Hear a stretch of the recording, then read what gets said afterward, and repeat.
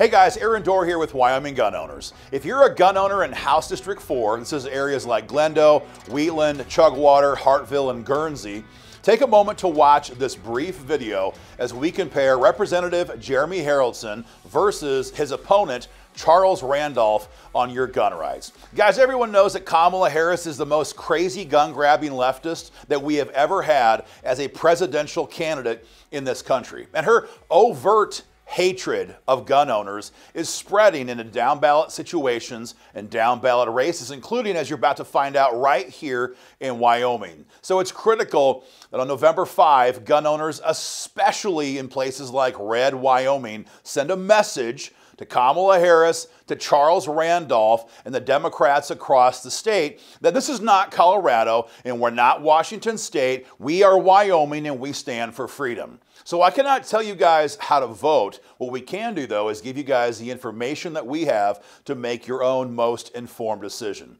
In this video, we're going to begin with the incumbent, Jeremy Haroldson. Jeremy has been in office for 4 years after he bounced out a very bad Republican who was very bad on the Second Amendment. So it's no big surprise that in his 4 years in the House, Jeremy has become a leader in the fight for gun rights. There's 4 or 5 things I want to draw your attention to about Jeremy Haroldson and the Second Amendment. Number 1, in this current cycle, Jeremy has surveyed 100% with Wyoming gun owners. And what that means is, very simply, Jeremy has answered a very detailed 10-question survey giving all of you his views in writing on the Second Amendment. It's a very helpful thing for voters to have. Not every candidate does it. Jeremy Haroldson did. Thought you guys should know that.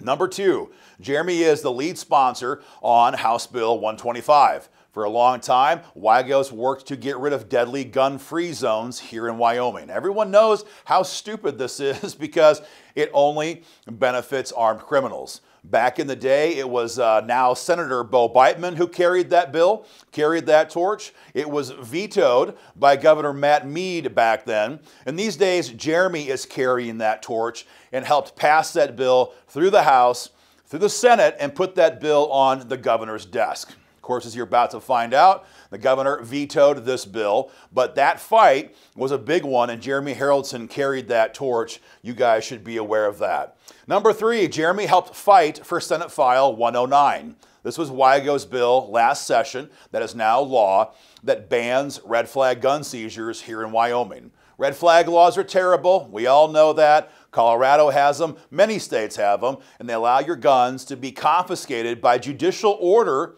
and before you have been charged, let alone convicted, of a crime. That is no longer allowed here in Wyoming. We banned that, and Jeremy was helpful in that action. Number 4, when it came to Senate File 109 and House Bill 125, in both cases, the Democrats ran very harmful amendments on the bills on the floor. And it's easy to sit back and let those guys destroy bills, gut bills, and weaken bills because you can still tell your constituents, yeah, I was still a yes vote on the bill. The problem is the bill goes from being very good to very bad if you don't fight back against the amendments.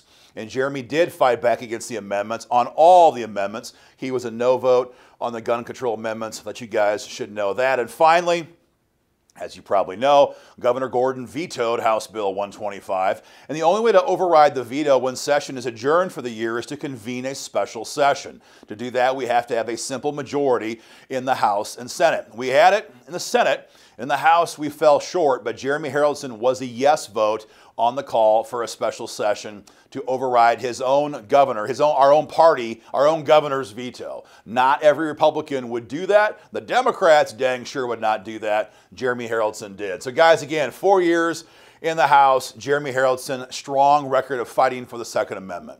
And that brings up his opponent, Charles Randolph. Not a lot of information on Charles. He's not very vocal on social media. What I will tell you is this. Because of Kamala Harris's overt hatred of gun owners and the Second Amendment, we are now seeing Democrats and the Democratic Party here in Wyoming championing gun control that, frankly, they never dared talk about openly in the past. We've always known these people want to destroy our gun rights, but they kept it very quiet because it was dangerous for them politically to talk about it. but those days are over. So as the Democrat nominee, Charles Randolph is backing the Democrat Party platform, and their platform right now in 2024 begins with banning the AR-15 and hundreds of similar firearms. They want all of us left with, low-grade weapons, hunting firearms, things that you can use to hunt a deer, but not things that are useful for self-defense and or defense against tyranny. They want them gone. They want to make you a criminal for buying them. That's incredibly crazy, and that's Charles Randolph. Number two, Randolph supports magazine limits because that's such a great thing, right? With 10 million, 11 million foreign nationals who have poured into our country in the last couple of years, and with violent crime spiking in so many areas across the country, what we should do is limit what self-defense options the good people have, right? That's going to make it easier. It's so stupid. That's Charles Randolph. Number two, backs magazine limits. Number three, Charles Randolph supports gun registration, whether this comes in the form of universal background checks or a permit to buy firearms, that's still TBD. But the Democrats here in Wyoming want to completely register every gun and gun owner in the state. They want us all in the database. We all know why. We can never let that happen, but Charles Randolph supports that. Number four, Charles Randolph and the party specifically are calling for additional gun-free zones. Remember, we're trying to repeal gun-free zones with Jeremy Haroldson's bill, House Bill 125, because they only get innocent people killed. Charles Randolph wants to go the opposite direction and declare even more areas where you and I cannot carry and defend our family. Again, doing nothing to stop violent criminals.